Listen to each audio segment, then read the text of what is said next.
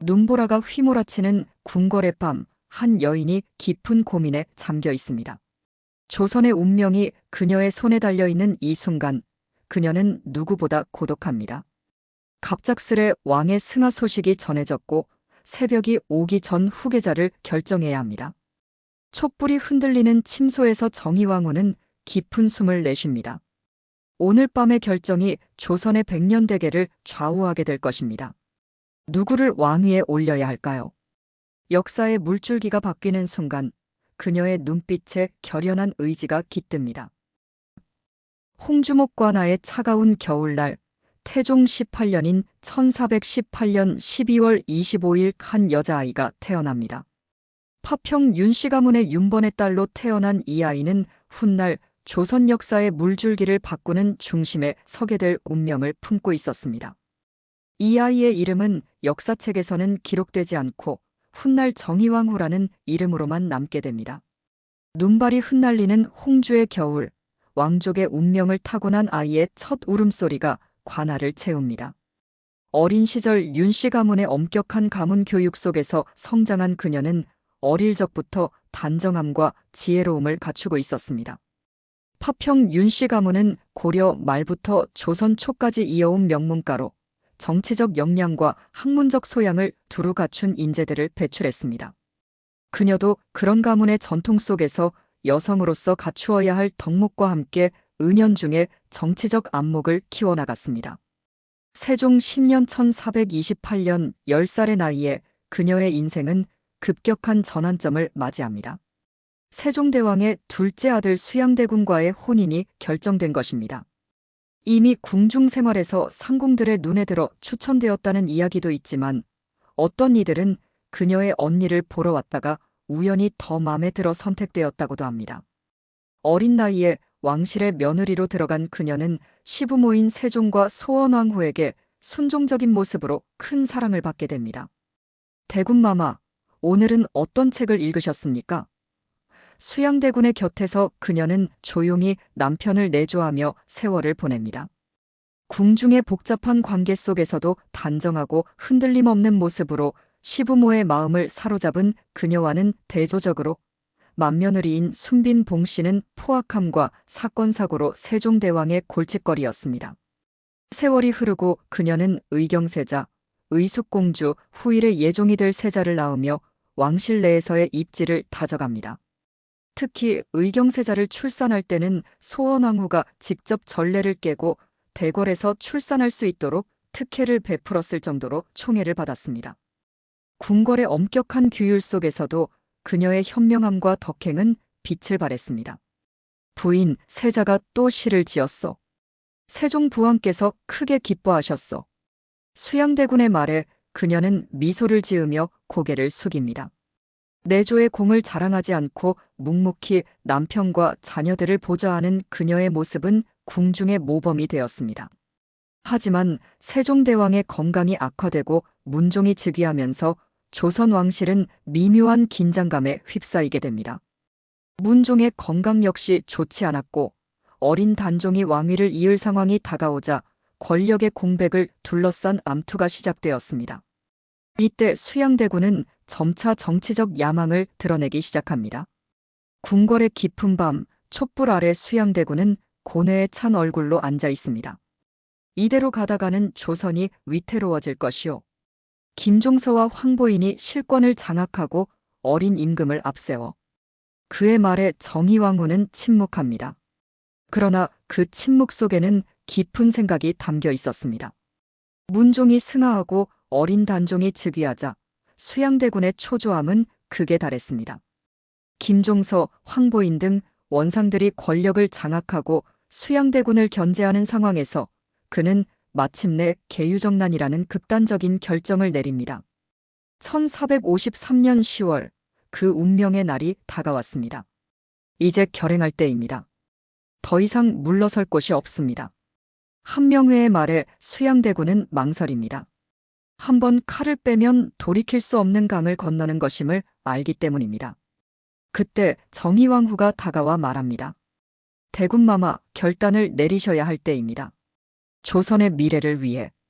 결정적인 순간 손석손 등이 계획이 새어나가 위험하다며 만류하자 수양대군은 다시 망설입니다. 하지만 정의왕후는 단호했습니다. 그녀는 직접 갑옷을 가져와 남편에게 입힙니다. 대군마마, 이제 물러설 수 없습니다. 가문의 안위와 조선의 미래가 달린 일입니다. 그녀의 단호한 눈빛과 행동이 수양대군의 결심을 굳히게 합니다. 계유정난의 그날 수양대군은 김종서, 황보인 등 원상들을 제거하고 정권을 장악합니다. 비록 조카인 단종의 왕위를 빼앗는 비정한 행동이었지만 그 결정적인 순간에 정의왕후의 지지와 격려가 없었다면 불가능했을 일이었습니다. 그녀는 왕권 찬탈이라는 역사적 사건의 이면에서 핵심적인 역할을 한 것입니다. 세종의 둘째 며느리에서 시작하여 조선 역사의 흐름을 바꾸는 중심에 서게 된 그녀. 수양대군의 부인에서 조선의 왕비가 될 운명의 길로 접어든 정의왕후의 삶은 이제 막 시작되고 있었습니다. 그녀는 알았을까요? 자신이 내린 그 결단이 앞으로 조선의 역사를 어떻게 바꾸어 놓을지, 그리고 자신이 조선 최초의 수렴청정을 하는 여성이 될 것이라는 사실을. 홍주의 겨울에 태어난 한 여자아이는 이제 조선의 왕비가 되어 새로운 시대의 문을 열게 됩니다. 계유정난의 성공으로 수양대군은 마침내 왕위에 오르고 정의왕후는 부부인에서 왕비로 자신의 운명을 바꾸게 됩니다. 역사의 물줄기는 이렇게 한 여인의 결단으로 인해 크게 바뀌어 흘러가기 시작합니다. 계유정난의 성공으로 수양대군은 1455년 단종에게서 왕위를 물려받아 조선의 제7대 왕 세조로 즉위합니다. 이로써 정의왕후는 부부인에서 왕비로 신분이 격상됩니다. 즉위식이 거행되는 동안 그녀의 눈가에는 미세한 긴장감이 감돕니다. 왕위 찬탈이라는 비정한 방식으로 왕이 된 남편, 그리고 그를 돕기 위해 자신이 내린 결단이 가져온 결과입니다. 이제 왕비마마이십니다. 궁녀들이 정중히 인사하며 말합니다. 정의왕후는 고개를 들어 왕의 자리에 앉은 세조를 바라봅니다. 비록 명분 없는 방식으로 왕위에 올랐지만 이제 그들은 조선의 국모와 군주로서 나라를 이끌어가야 합니다. 궁궐의 깊은 장막 뒤에서 그녀는 남편의 곁을 지키며 왕비로서의 새로운 책임을 마주합니다. 왕비마마, 세자마마께서 오늘도 학문에 정진하고 계십니다. 내관의 보고에 정의왕후는 미소를 짓습니다. 의경세자는 총명하고 학문에 뛰어나 세종의 총애를 받던 자녀였습니다. 이제 자신의 아들이 조선의 다음 군주가 될 것을 생각하니 그녀의 마음은 복잡한 감정으로 가득 찹니다.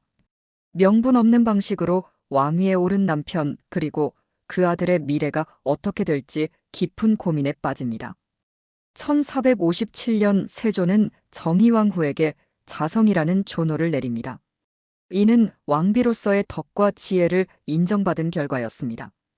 정의왕후는 궁중에서 단정하고 엄격한 품위를 유지하면서도 남편 세조의 정치적 결단을 묵묵히 지지하며 내조합니다. 그녀의 정치적 안목은 세조의 신임을 받아 왕실 내에서의 영향력을 점차 키워갑니다. 전하, 오늘 대신들이 사육신의 일로 또 진언을 올렸습니다. 세조에게 보고하는 신하의 말에 왕의 얼굴이 어두워집니다.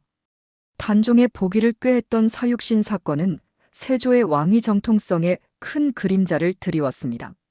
그날 밤 정의왕후는 깊은 생각에 잠겨있는 세조를 발견합니다. 마마, 무슨 생각을 그리 깊이 하고 계십니까?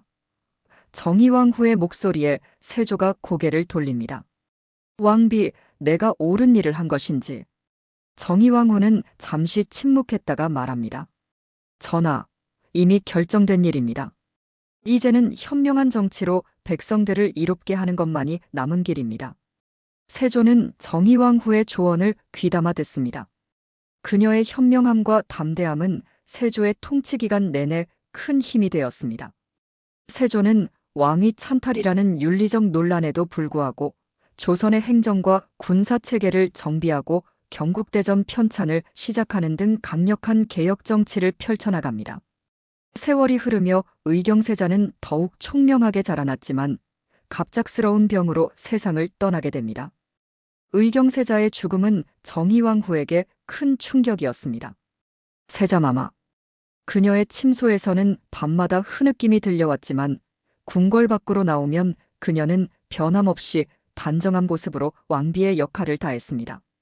의경세자의 죽음 이후 그녀의 막내 아들인 해양대군 후의 예종이 새로운 세자로 책봉됩니다.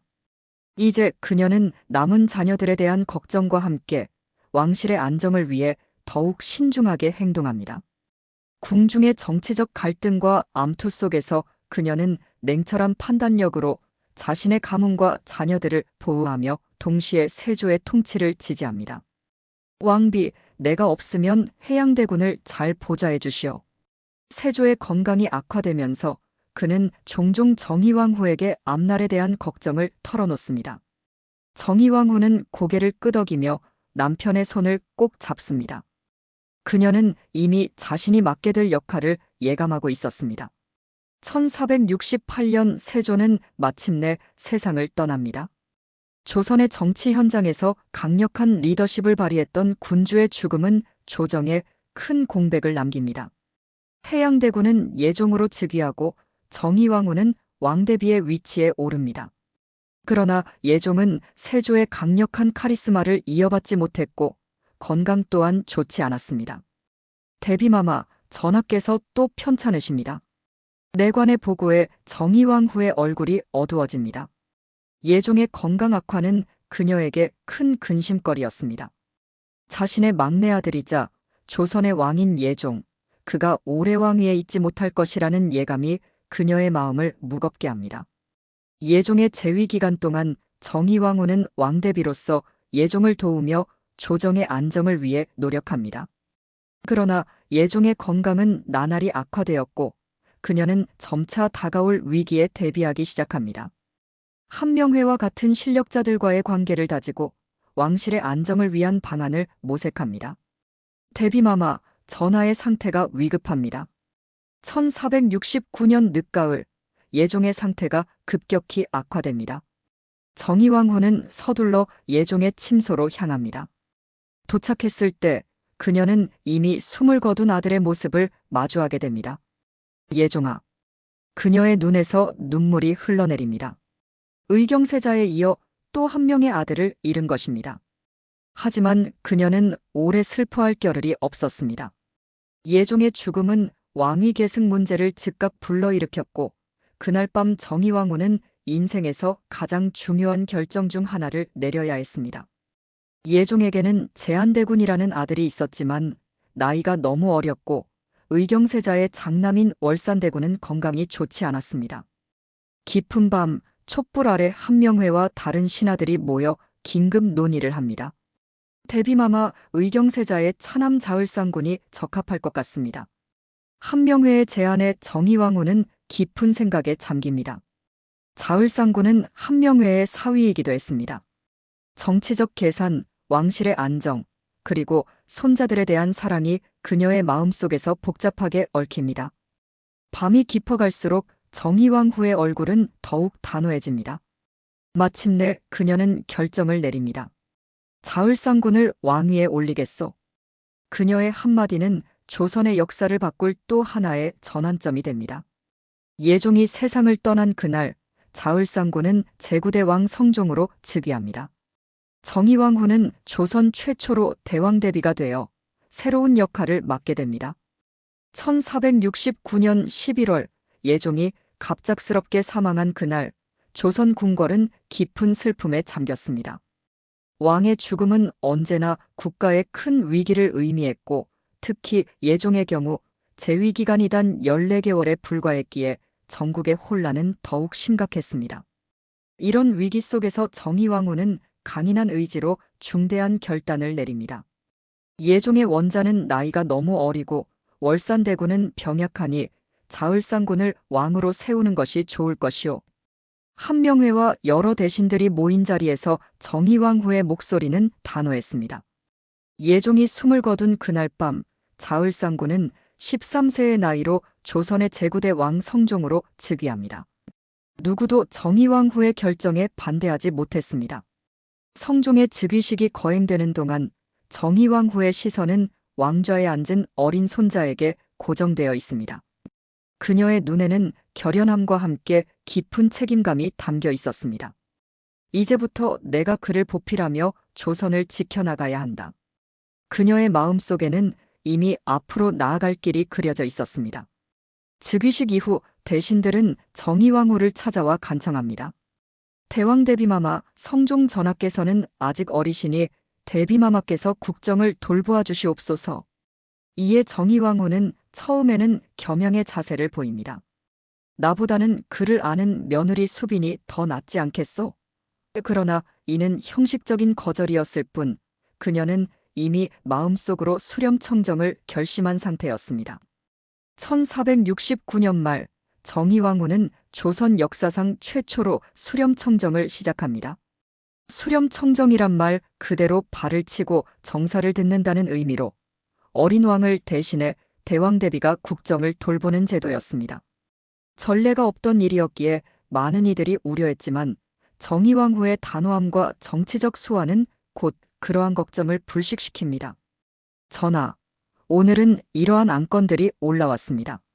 신하들이 보고를 마치면 어린 성종은 정의왕후를 찾아가 의견을 구합니다. 할머니, 이 문제는 어떻게 처리하는 것이 좋을까요? 정의왕후는 손자의 질문에 신중히 답합니다. 임금은 언제나 백성을 먼저 생각해야 하느니라. 이 안건은 이렇게 처리하는 것이 좋을 것이다. 수렴청정의 방식은 드라마나 영화에서 흔히 볼 수 있는 것처럼 발 뒤에서 직접 지시하는 것이 아니었습니다. 성종이 신하들과 토론한 내용을 가지고 정의왕후를 찾아와 의논하고 그녀가 조언을 주는 방식이었습니다. 이러한 방식은 어린 성종이 점차 정치를 배워나갈 수 있게 하는 지혜로운 방법이었습니다. 1469년부터 정의왕후의 수렴청정은 본격화됩니다. 그녀는 남편 세조가 벌인 일들을 정리하고 손자 성종의 정통성을 확립하는 데 주력합니다.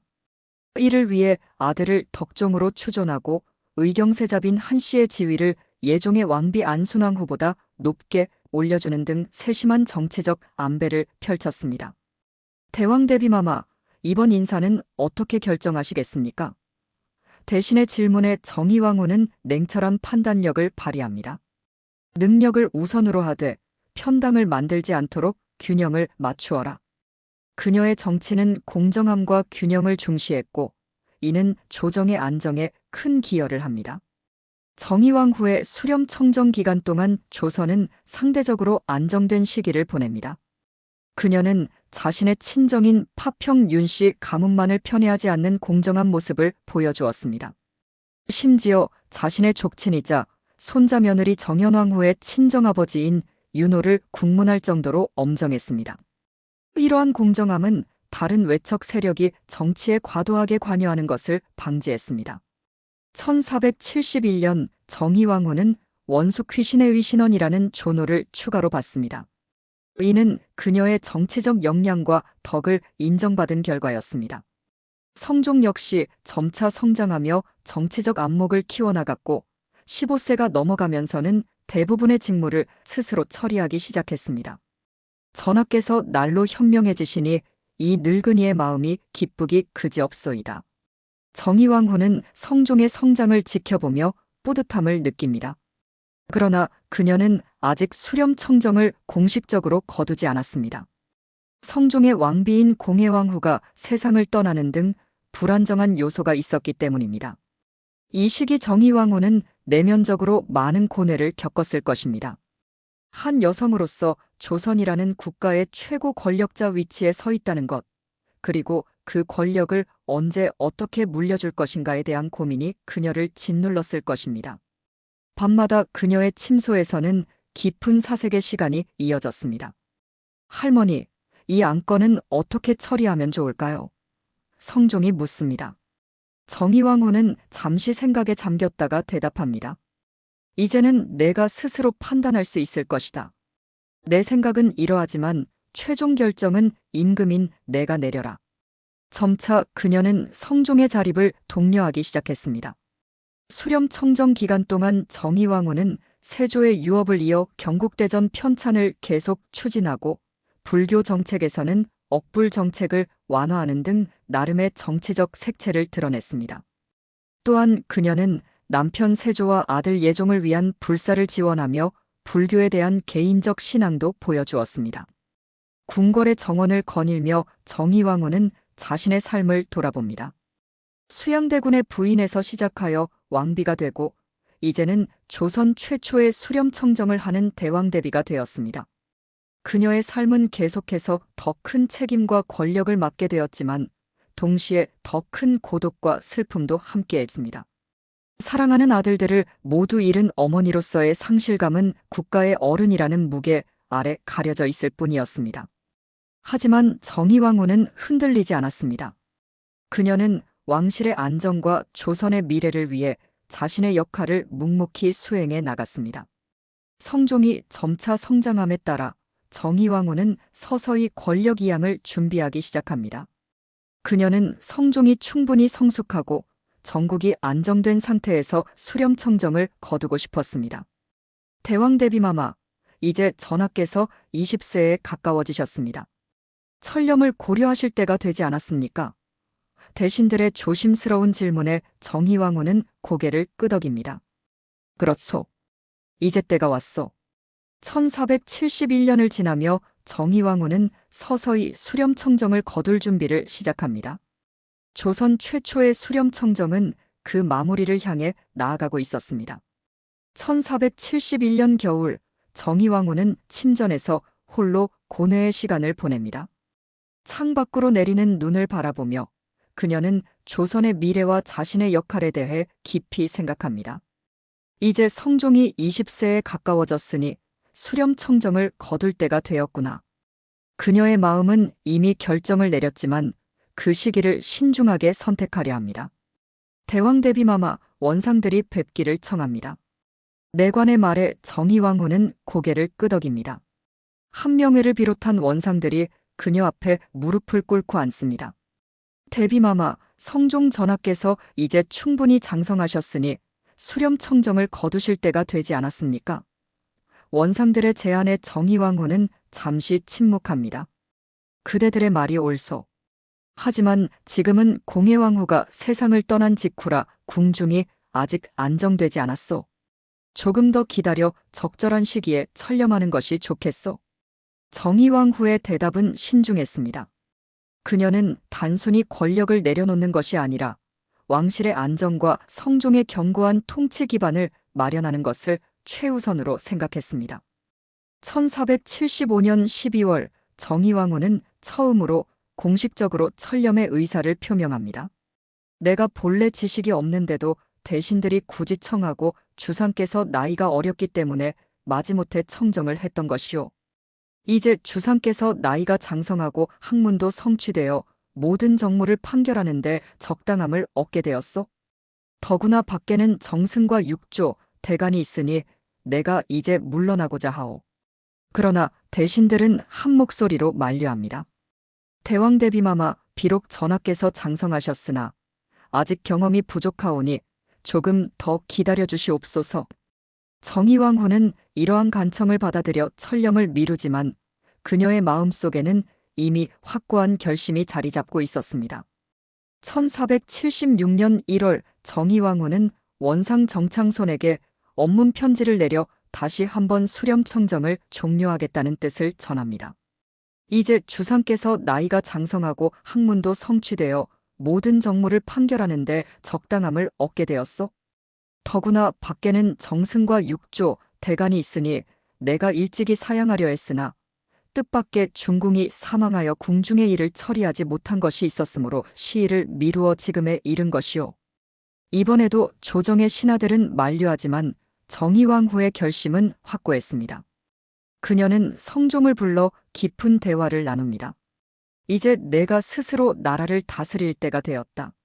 내가 수렴청정을 하는 동안 내가 많이 성장했음을 느낀다. 앞으로는 내 힘으로 조선을 이끌어 나가거라. 성종은 할머니 앞에 무릎을 꿇고 절합니다. 할머니께서 보살펴 주신 은혜, 평생 잊지 않겠습니다. 할머니의 가르침을 마음에 새기고 현명한 군주가 되도록 노력하겠습니다. 정의왕후는 손자의 머리를 쓰다듬으며 미소를 짓습니다. 그녀의 눈에는 자랑스러움과 함께 깊은 애정이 담겨 있었습니다. 1476년 초 정의왕후의 결정은 마침내 실행되었습니다. 횟수로는 8년, 실제로는 6년 2개월에 걸친 수렴 청정이 공식적으로 종료됩니다. 철렴이라는 의식이 거행되고 성종은 20세의 나이로 친정을 시작합니다. 조선 최초의 수렴 청정이 막을 내리는 순간이었습니다. 철렴식이 거행되는 동안 정의왕후는 엄숙한 표정으로 자리에 앉아 있습니다. 그녀는 지난 수렴 청정 기간을 돌아봅니다. 쿠데타로 시작된 세조의 즉위, 아들들의 잇따른 죽음, 그리고 어린 손자 성종의 즉위까지. 파란만장한 인생 속에서 그녀는 항상 조선 왕실의 안정을 위해 자신의 역할을 다해왔습니다. 대왕 대비마마, 이제 철렴이 끝났습니다. 전하께서 친히 정사를 보실 것입니다. 내관의 보고에 정의왕후는 고개를 끄덕입니다. 좋소. 이제 나는 한 발 물러나 조용히 지낼 것이오. 그녀의 말에는 안도감과 함께 미묘한 상실감이 섞여 있었습니다. 오랜 시간 국정을 주관해온 그녀에게 이제 평범한 일상이 기다리고 있었습니다. 정의왕후의 수렴 청정 방식은 후대의 중요한 선례가 되었습니다. 그녀는 권력을 독점하거나 자신의 친정 가문을 편애하지 않았으며 적절한 시기에 자진해서 권력을 내려놓았습니다. 이는 후대의 문정왕후와 같은 수렴 청정자들과는 대조적인 모습이었습니다. 정의왕후는 권력 그 자체보다 왕실과 국가의 안정을 우선시했던 것입니다. 철렴 이후 정의왕후는 자신의 침전에서 조용히 시간을 보냅니다. 그녀는 더 이상 공식적으로 정치에 관여하지 않았지만 성종은 종종 그녀를 찾아와 조언을 구했습니다. 할머니, 이 문제는 어떻게 처리하는 것이 좋을까요? 성종의 물음에 정의왕후는 지혜로운 조언을 아끼지 않았지만 최종 결정은 항상 성종 자신이 내리도록 독려했습니다. 대왕 대비마마, 오늘 성종 전하께서 새로운 정책을 발표하셨습니다. 내관의 보고에 정의왕후는 고개를 끄덕입니다. 성종이 어떤 결정을 내렸는지 들어보겠소. 그녀는 손자의 통치를 멀리서 지켜보며 조용히 응원합니다. 때로는 그의 결정이 자신의 생각과 다를 때도 있었지만 그녀는 간섭하지 않고 성종이 스스로 경험을 쌓아가도록 지켜보았습니다. 정의왕후가 수렴 청정을 거둔 후 성종의 통치는 더욱 강력해집니다. 그는 외척의 횡포를 제한하고 경국대전을 완성하며 조선의 정치제도를 정비합니다. 정의왕후의 현명한 정치적 결단과 교육이 성종의 통치에 큰 영향을 미친 것입니다.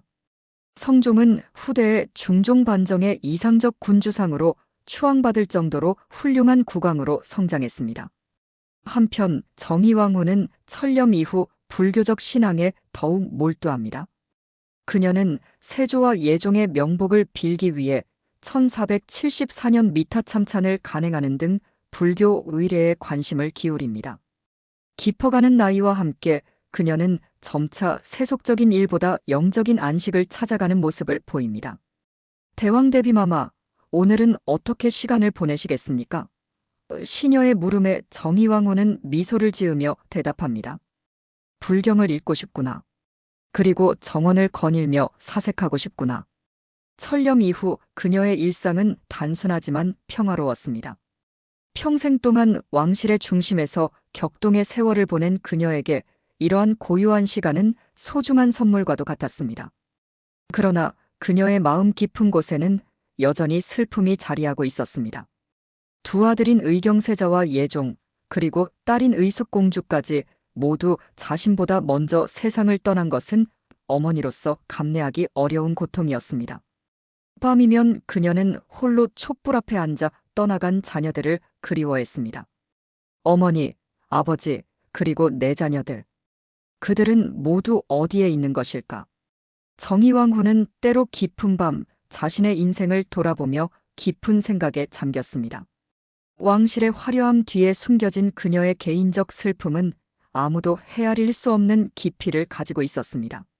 그러나 그녀는 그 슬픔조차도 당당히 품고 살아갔습니다.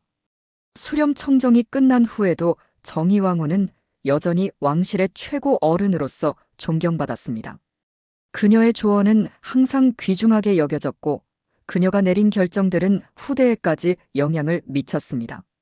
성종은 할머니에 대한 존경심을 항상 잃지 않았으며 중요한 의례나 행사가 있을 때마다 반드시 그녀의 승인을 구했습니다. 전하, 대왕대비마마께서 온양행궁으로 거동하시겠다고 하십니다.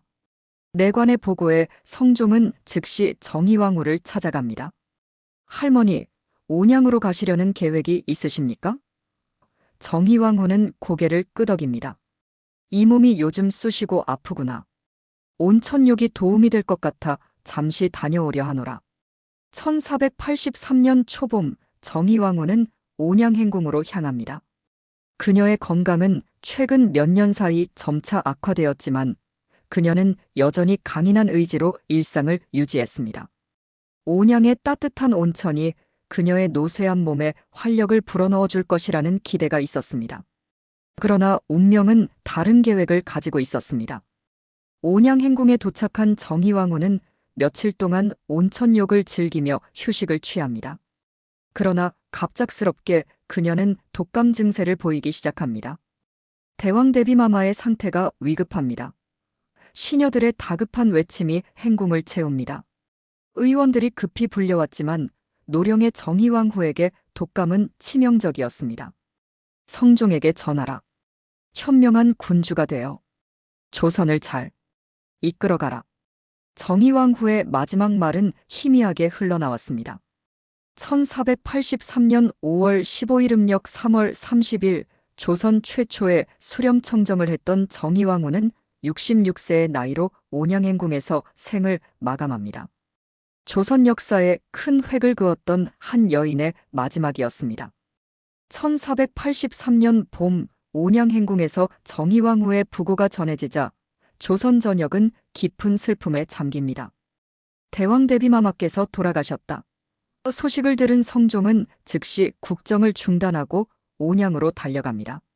할머니의 시신 앞에 선 성종의 눈에서는 눈물이 끊임없이 흘러내립니다. 할머니. 그의 작은 속삭임은 깊은 슬픔을 담고 있었습니다. 정의왕후의 장례는 국장으로 치러졌습니다. 행렬이 한양으로 돌아오는 길에는 수많은 백성들이 나와 그녀의 마지막 길을 지켜봅니다. 많은 이들이 눈물을 흘렸습니다. 비록 권력의 중심에서 살아온 왕실의 여인이었지만 정의왕후의 현명한 통치와 절제된 행동은 백성들에게도 깊은 인상을 남겼기 때문입니다. 성상님, 대왕대비마마께서는 마지막까지 전하를 걱정하셨습니다. 정의왕후의 시녀가 성종에게 전합니다. 할머니께서는 항상 내게 백성을 사랑하라 가르치셨지. 성종은 깊은 생각에 잠깁니다. 그에게 정의왕후는 단순한 할머니가 아니라 정치적 스승이자 인생의 나침반과도 같은 존재였습니다. 정의왕후의 시신은 남편 세조의 능인 광릉 옆에 안장됩니다. 경기도 남양주시 진저읍 부평리에 위치한 그녀의 능은 세조의 능과 동원이강의 형태를 이루어 같은 언덕이지만 다른 봉분에 모셔진 형태를 취했습니다.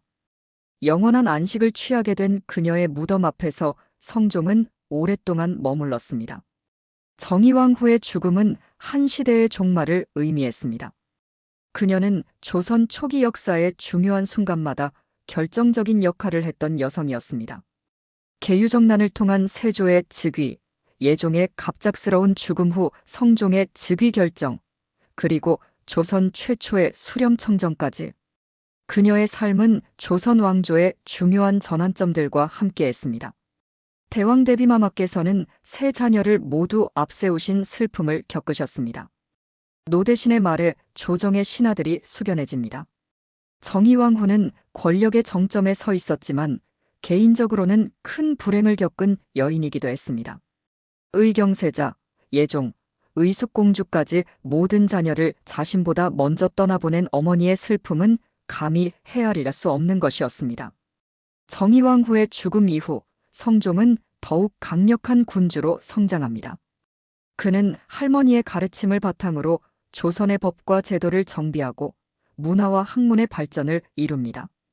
특히 경국대전의 완성은 조선 법제사의 중요한 이정표가 되었으며, 이는 세조가 시작하고 정의왕후가 이어받은 사업을 성종이 완성한 것이었습니다. 대왕대비마마께서 돌아가신 지 벌써 1년이 되었습니다. 궁중의 제사를 준비하며 성종은 깊은 생각에 잠깁니다. 그는 정의왕후의 수렴청정 기간 동안 배운 교훈들을 되새깁니다. 권력의 균형, 편당을 만들지 않는 공정한 인사, 그리고 무엇보다 적절한 시기에 권력을 내려놓는 지혜. 이 모든 것은 성종의 통치 철학에 깊은 영향을 미쳤습니다. 정의왕후의 유산은 단순히 성종에게만 국한되지 않았습니다. 그녀가 확립한 수렴청정의 전통은 이후 조선 역사에서 중요한 정치제도로 자리 잡았습니다. 어린 국왕이 즉위했을 때 왕실의 가장 어른인 대비가 국정을 돌보는 이 제도는 조선시대 총 7번 시행되었고, 그 첫 번째 주인공이 바로 정의왕후였습니다. 대비마마, 정의 대왕 대비마마께서 그러셨듯이 저도 때가 되면 수렴청정을 거두겠습니다. 후대의 대비가 말합니다. 그러나 안타깝게도 모든 수렴청정이 정의왕후처럼 현명하게 이루어지지는 않았습니다. 명종대의 문정왕후는 외척 윤원영을 앞세워 전국을 혼란에 빠뜨렸고, 19세기의 수렴청정은 세도 정치의 도구가 되어버리기도 했습니다. 정의왕후가 남긴 또 다른 유산은 여성의 정치 참여에 대한 선례였습니다. 조선은 남성 중심의 유교 사회였지만 정의왕후는 여성으로서 국가의 중요한 결정을 내렸고 그 능력을 인정받았습니다. 이는 후대의 여성 정치인들에게 하나의 모범이 되었습니다. 그녀의 현명함과 결단력은 성별을 넘어선 리더십의 본보기였습니다. 정의 대왕 대비마마의 시호는 자성음인경덕 선열명 순원숙 휘신의 의신언정 희왕후입니다. 역사관이 기록을 남깁니다. 이 긴 시호는 그녀의 덕과 업적을 함축적으로 보여줍니다. 자성이란 인자하고 성스럽다는 뜻으로 그녀가 받은 첫 번째 존호이기도 했습니다. 정의왕후의 죽음 이후 세월이 흐르며 성종은 점차 할머니의 정치적 유산을 계승하고 발전시켜 나갔습니다. 그는 외척의 세력을 견제하고 사림을 등용하며 문화정책을 적극적으로 펼쳤습니다. 성종시대는 조선 전기의 문화적, 제도적 완성기로 평가받는데, 이는 정의왕후의 안정적인 전국 운영이 있었기에 가능한 일이었습니다. 대왕 대비마마께서 돌아가신 지 10년이 지났지만 그분의 가르침은 여전히 저의 마음속에 살아 있습니다. 성종은 신하들과의 대화에서 종종 정의왕후를 언급했습니다. 그의 통치 방식에는 할머니의 영향이 깊게 배어 있었고, 이는 조선이 안정과 번영을 누리는데 큰 기여를 했습니다. 정의왕후의 생애는 한 여성의 놀라운 인생 여정을 보여줍니다. 홍주목 관하에서 태어난 소녀가 세종의 며느리가 되고 세조의 왕비로, 그리고 마침내 조선 최초의 수렴청정을 하는 대왕대비가 되기까지. 그녀의 삶은 파란만장했지만 그 속에서도 그녀는 항상 자신의 역할에 충실했고 조선 왕조의 안정을 위해 헌신했습니다. 정의왕후는 권력의 중심에 있었지만 결코 그것에 탐닉하지 않았습니다. 후대의 사관들은 그녀를 이렇게 평가합니다. 그녀는 자신의 친정 가문인 파평 윤씨를 과도하게 편애하지 않았고 적절한 때에 권력을 내려놓는 지혜를 보여주었습니다. 이는 권력의 유혹에 쉽게 빠지는 인간의 본성을 생각할 때 더욱 놀라운 일이었습니다. 정의왕후의 묘소 앞에 서서 우리는 조선 역사의 중요한 전환점에 서 있던 한 여인을 기억합니다. 그녀는 계유정난의 성공을 돕고 세조의 즉위를 지지했으며 예종의 죽음 후 성종을 왕으로 선택했습니다.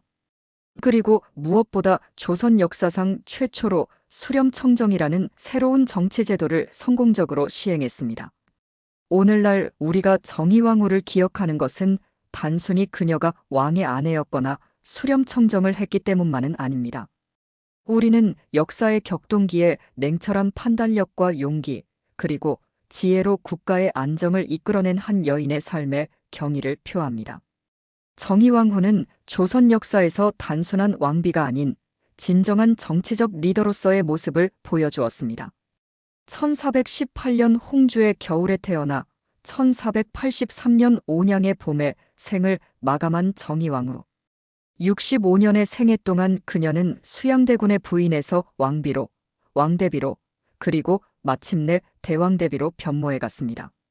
그러나 변하지 않았던 것은 그녀의 현명함과 결단력 그리고 왕실과 국가를 위한 헌신이었습니다.